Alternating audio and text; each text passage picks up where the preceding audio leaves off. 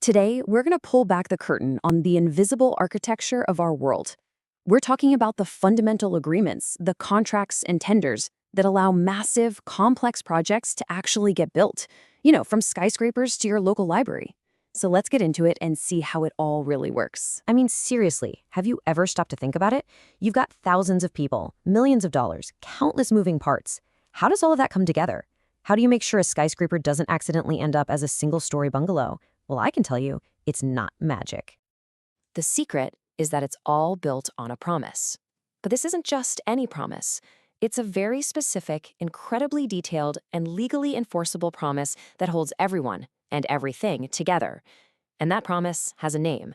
It's called a contract. So let's start with the absolute foundation of it all. What exactly is a contract?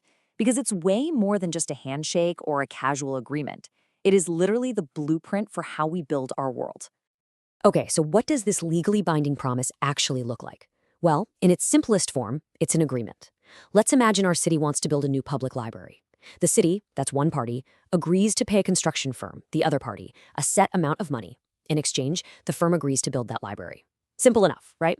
But for that promise to actually hold up in court, it needs a few key ingredients. For that promise to be totally ironclad, you've got to have these four things. First, there's offer and acceptance. The city has to make a specific offer to build the library, and a contractor has to accept it. Then you have consideration, which is just a fancy legal term for the stuff being exchanged. The city's money for the contractor's work. Of course, the whole thing has to have legality. You can't have a valid contract to build an illegal casino, for example. And finally, you need competent parties, which just means everyone signing is of sound mind and legally able to make that kind of deal. All right, so once you know you need a contract, the very next question is, what kind of contract do you need? Because there is no one-size-fits-all answer here. Picking the right type is kind of like choosing the right blueprint for the specific job you're about to tackle. Now, these are the two most common approaches. And honestly, the choice between them is all about risk. With a lump sum contract, the owner knows the exact final price from day one. It's perfect for our library project if the plans are 100% locked in. The catch? The contractor takes on all the risk of costs going up, which means making any changes later is going to be really tough and expensive. On the flip side, an item rate contract pays for the actual quantity of work done. So you pay for every single brick laid, every foot of pipe installed. It's super flexible, but now the risk is on the owner because the final cost is a total mystery until the very end. And it doesn't stop there. You'll find other, more specialized types for different situations. A cost-plus contract, for instance, is great when the scope of the project is really up in the air. A labor contract is exactly what it sounds like. The city buys all the bricks and steel for the library, and the contractor just provides the skilled workers to put it all together. And a materials supply contract is even simpler. The contractor's only job is to get the right stuff to the right place at the right time. Okay, so we've picked our contract type. Now for the big question. How do you find the right company for the job? Well, you don't just pick a name out of a hat. You need a fair, transparent, and competitive process. And that process is called tendering. So what is a tender exactly? Honestly, the best way to think about it is like the ultimate job application for a massive project. For our library, the city can't just call up a buddy. They have to formally invite all interested construction firms to submit a detailed bid. This bid outlines how they'll build the library, how long it's going to take, and, most importantly, how much it's going to cost. This whole journey, from a public announcement to a signed deal, follows a very strict, transparent path. It all kicks off with a public notice inviting companies to bid. Then, the contractors put together and submit their sealed tenders. On a very specific date, all those tenders are opened publicly to make sure everything's fair. The bids are then carefully compared, and finally, the best contractor is selected. And while it's often the one with the lowest price, that's not always the case.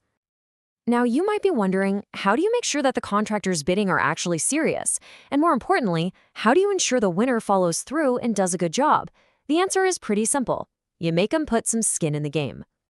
The first of these financial safeguards is called the Earnest Money Deposit, or EMD for short. The easiest way to think of this is like a really serious application fee. It's a chunk of money they have to submit with their tender, and it does two things. It weeds out companies that aren't serious, and it makes sure the winning bidder doesn't just change their mind and walk away, forcing the city to start all over again. So, how much money are we talking about here? Typically, the EMD is somewhere around 2% of the total estimated project cost. Now, for a multi-million-dollar library, that is a significant amount of cash, definitely enough to prove you're for real. And of course, this deposit gets returned to all the bidders who don't win.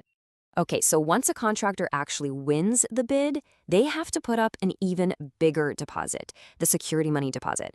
This one is usually around 10% of the project's value, and it includes the EMD they already paid. Now, the crucial difference here is that this isn't about being serious anymore.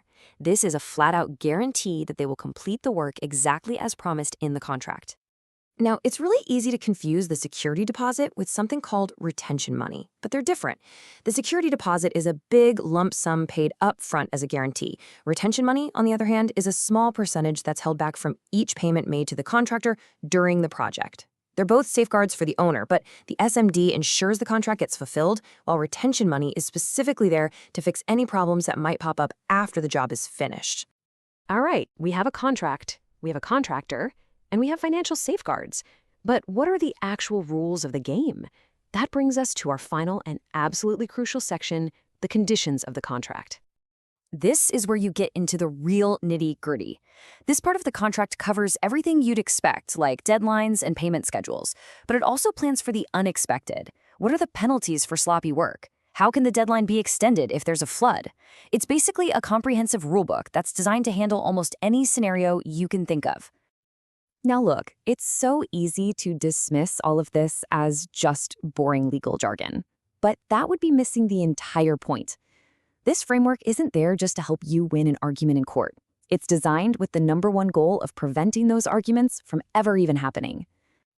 And this quote from our source material really just says it all. A good contract is proactive, not reactive.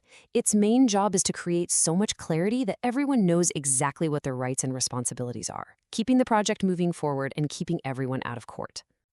So there you have it. From the initial promise to the final rulebook, that's the basic anatomy of how our world gets built. But knowing the rules of the game is one thing. What do you think truly separates a project that finishes on time and on budget from one that just ends in total chaos and lawsuits?